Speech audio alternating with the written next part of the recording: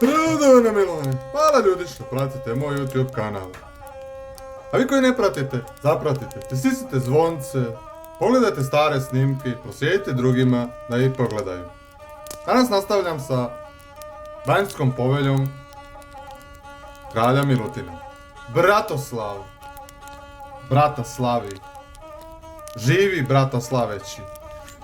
Bogdul, ime nastalo za vrijeme Božića, danas njemu najsličnije živo ime je Bogdan.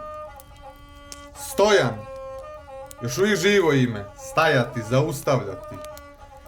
Ne nužno prisilno ime, ali zaustavljanje, znači zadnje dijete u porodici rođeno.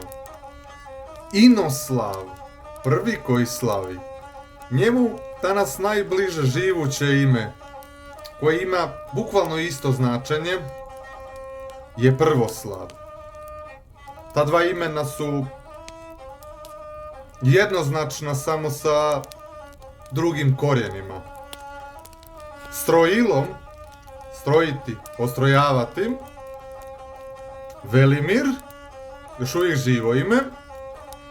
Bogdan, malo prije ga spomenuh, da je ime nastalo za vrijeme Božića, kao i mnoga druga imena koja su posvećena Bogu. Miraj, miriti, biti smiren, miran. Rad, radovati se, veseliti se. Bratijen, od brat. Ovo je jedan primjer starog i jekavskog imena sa korijenom brat. Bratešan, također ime vezano za bratoljublje. Grubšan, grub čovjek, grube kože. Čvrste, jake i grube kože pri rukovanju ili primanju. Dvore, dvoriti, podvoriti, služiti, obsluživati. Bratan, još jedno ime vezano za bratoljublje. I Tihan, tih, miran, danas mu je živo samo žensko ime Tihana.